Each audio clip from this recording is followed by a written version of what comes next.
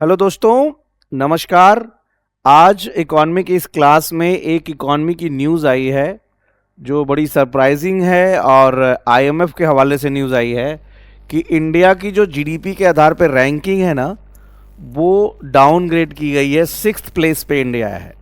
Nominal GDP, news ये है, nominal GDP के आधार पे, आईएमएफ के नए आंकड़ों के आधार पे इंडिया की जो जीडीपी है वो 6th पोजीशन पे चली गई है, यानी यूके से भी पीछे चल गए।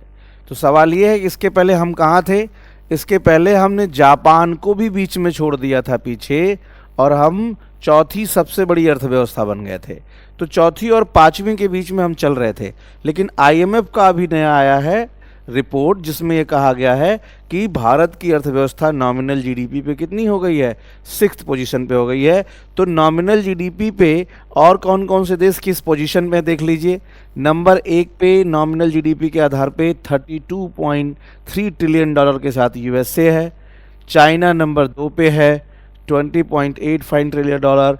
तीसरे पे जर्मनी है। चौथे पे आपका जापान है। पांचवें पे यूके यूनाइटेड किंगडम है। और छठे पोजीशन पे है इंडिया। सो नॉमिनल जीडीपी के आधार पे ऐसी चीज़ें न्यूज़ है। सवाल है कि नॉमिनल जीडीपी होता क्या है, ये मैं अभी आपको समझा दूंगा। लेकिन ये ऐसा हुआ क्यों है। अभी हाल ही फिलहाल में आप देखा होगा, इंडियन गवर्नमेंट ने जीडीपी को मापने के लिए जो बेस ईयर है उसको रिवाइज्ड कर दिया है। न्यू बेस ईयर को अपनाया गया है। बेस ईयर का कॉन्सेप्ट क्या है वो भी मैं आपको समझाऊंगा। तो ये जो गिरावट आई है वो न्यू बेस ईयर को शामिल करने के कारण आई है। नया बेस ईयर 2022-23 को बनाया गया है। इसके पहले बेस ईयर 2011-12 था। तो नए बेस ईयर के रिवाइज्ड होने के कारण न्यू सीरीज आई है जीडीपी गणना की, जिससे क्या है लगभग 0.4% का क्या डाउनग्रेड हुआ है।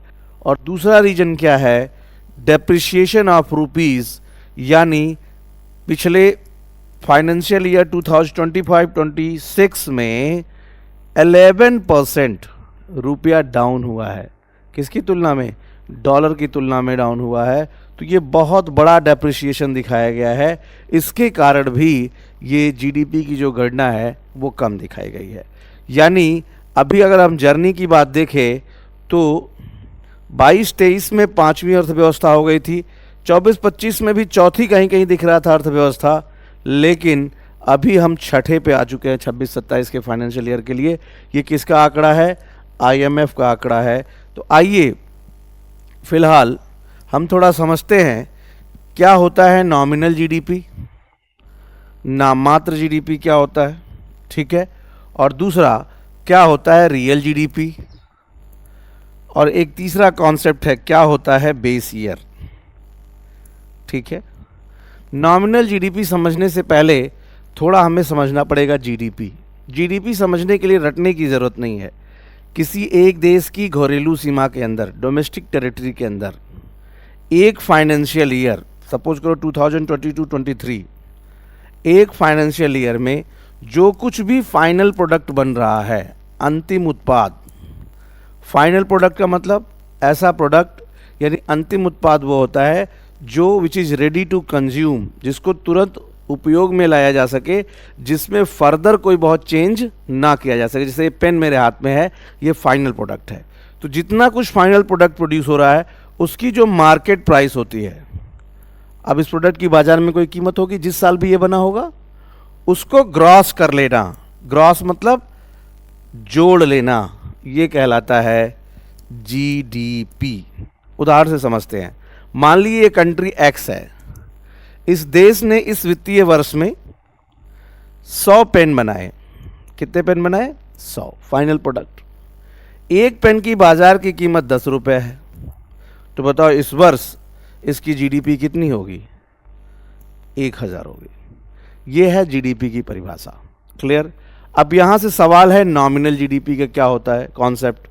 देखिए ऐसा है, ये कंट्री 2022-23 में 100 पेन बनाई, एक पेन की कीमत 10 रुपये है। तो इस साल इस देश की जीडीपी क्या होगी, 1000 होगी। मान लो हम इसको आधार वर्ष मान लेते हैं। क्या मान लेते हैं? आधार वर्ष। आधार वर्ष क्या होता है? आधार वर्ष वो वर्ष होता है जिसे रेफरेंस ईयर के रूप में माना जाता है। जैसे मान लो किसी चीज़ के परिवर्तन को अगर मापना है, जैसे जीडीपी में ही परिवर्तन देखना है, तो कोई ईयर फिक्स करोगे ना, उसी रेफरेंस ईयर को हम क्या करते हैं? आधार वर्ष कहते हैं। आधार वर्ष के साथ दो तीन बातें हैं। पहला, आधार वर्ष यानी बेस ईयर कभी भी बहुत पहले नहीं होना चाहिए, नहीं तो डिफरेंस बहुत वाइड दिखेगा। फॉर एग्जाम्पल 2026-27 का फाइनेंशियल ईयर चल रहा है और आधार वर्ष 1947 का हम मान लें, तो बताओ हमने तो बहुत बड़ा परिवर्तन किया, क्रांति हो जाएगी। आधार वर्ष बहुत पहले का नहीं होना चाहिए, आधार वर्ष इमीडिएट भी नहीं होना चाहिए, क्योंकि उससे बहुत डिफरेंस विजिबल नहीं होगा। जैसे 25-26 का या 26-27 का फाइनेंशियल ईयर चल रहा है, आधार वर्ष 25-26 मान लो आप, तो कोई डिफरेंस बहुत दिखाई नहीं देगा। तो 3 to 4 ईयर, 4 to 5 ईयर के बीच का गैप बेस ईयर में होना चाहिए। इसीलिए हर 5 साल बाद आधार वर्ष को रिवाइज्ड किया जाता है। तो अभी आधार वर्ष की नई सीरीज आई है 2022-23, ये 2026 फेब में इसको डिसाइड किया गया है। लेकिन इसके पहले की जो बेस ईयर की सीरीज थी वो थी आपकी 2011-12, ये बनी कब थी? 2015 में।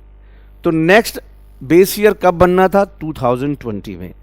लेकिन 2020 में कोविड-19 का इम्पैक्ट बहुत तगड़ा था, इसलिए सरकार ने नया बेस ईयर नहीं बनाया।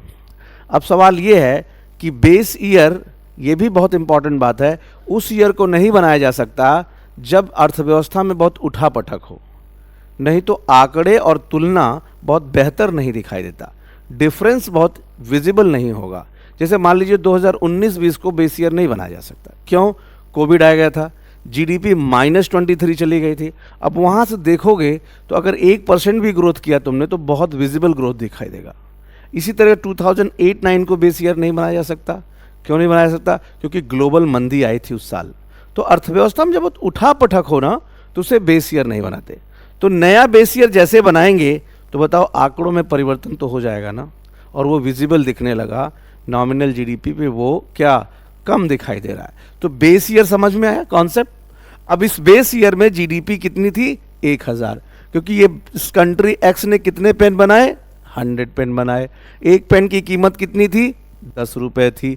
तो जीडीपी हो गया। अब बात करते हैं इसी कंट्री को करंट फाइनेंशियल ईयर, मान लो 2025-26 मान लो,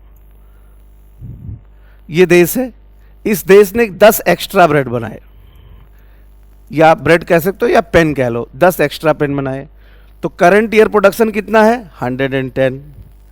और मान लो थोड़ी महंगाई भी बढ़ी तो एक पेन की कीमत 15 हो गई।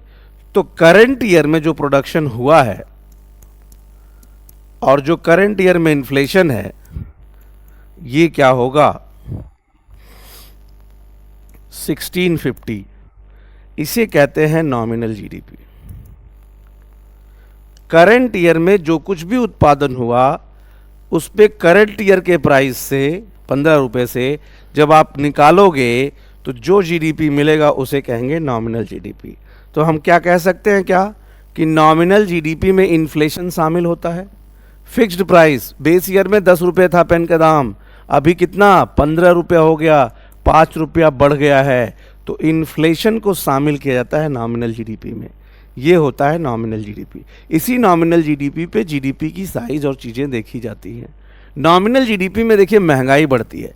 एक बात करिए, मान लीजिए एक भी एक्स्ट्रा ब्रेड ना बने, केवल महंगाई बढ़ते रहे तो भी नॉमिनल जीडीपी बढ़ के दिखाई देती। फॉर एग्जांपल यहाँ 100 ही ब्रेड था और मान लो ब्रेड की कीमत बढ़ के, सॉरी ब्रेड मैं बार बार कह रहा हूँ, पेन है मान लो, तो अगर 100 ब्रेड पेन ही था और पेन की कीमत 100 हो गई, एक पेन की कीमत, तो इस साल जीडीपी तो 10,000 दिखाई देगी।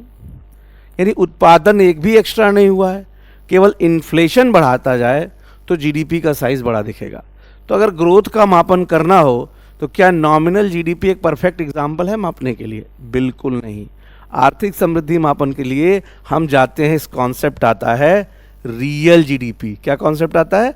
Real GDP. इसमें 110 पेन बने थे। और मान लो इस साल 15 रुपये प्राइस है, इसको इग्नोर करो। फिक्स्ड प्राइसेस कहाँ गया, ये 10 रुपया बेस ईयर प्राइस पे अगर हम निकालोगे तो वो निकलेगा रियल जीडीपी, यानी 10 इंटू 110 इजकल टू 1100। ये है रियल जीडीपी।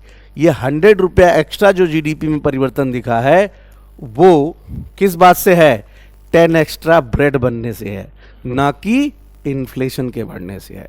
इसलिए रियल जीडीपी जब निकालते हैं तो इन्फ्लेशन को एक्सक्लूड कर देते हैं। तो ध्यान रखना, ग्रोथ का मापन हमेशा रियल जीडीपी पे होता है।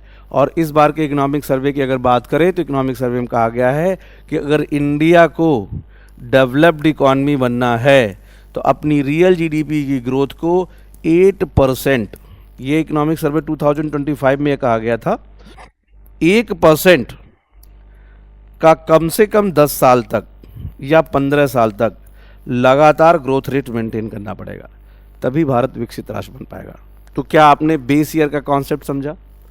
तो बेस ईयर बदलने से डेटा कलेक्शन थोड़ा चेंज हुआ है, जिससे हमारी नॉमिनल जीडीपी थोड़ी कम दिखाई दी है। तो नॉमिनल जीडीपी थोड़ी कम हो गई है तो, लेकिन इंडिया की ग्रोथ अभी मेंटेन बनी हुई है, जिसको किससे मापते हैं, रियल जीडीपी से मापते हैं। बात समझ पाए? तो नॉमिनल जीडीपी पे इंडिया की थोड़ी ग्रोथ कम दिखाई गई है, पोजीशनिंग कम हो गई है, 6th पोजीशन हुआ है।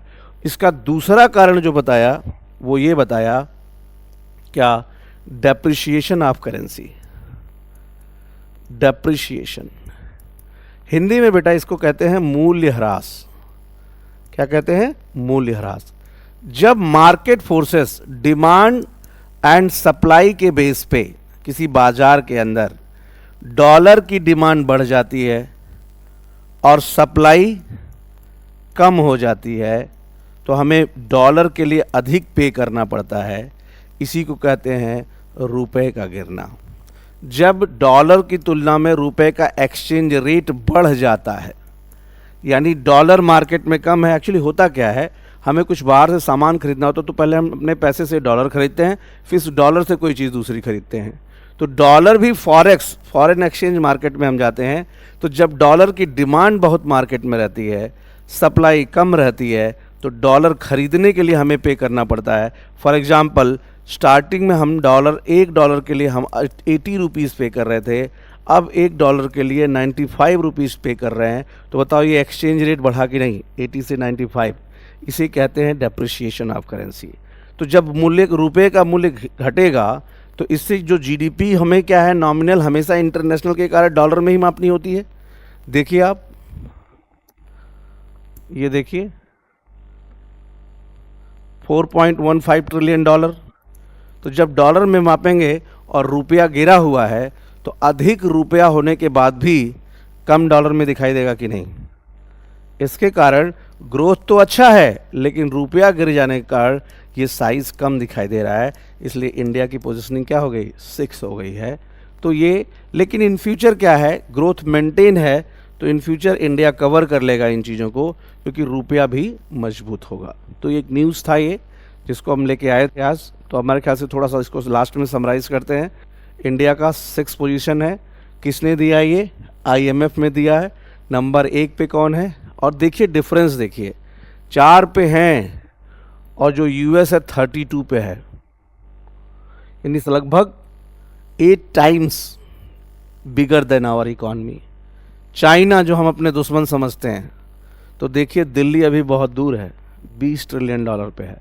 तो इंडिया को अभी अपनी मैन्युफैक्चरिंग को खूब बढ़ाना पड़ेगा, देश के अंदर स्किल डेवलपमेंट करना पड़ेगा, अपने रिसोर्स को अच्छे से यूटिलाइज करना पड़ेगा, तब इंडिया दुनिया की दूसरी या तीसरी सबसे बड़ी अर्थव्यवस्था बन पाएगी।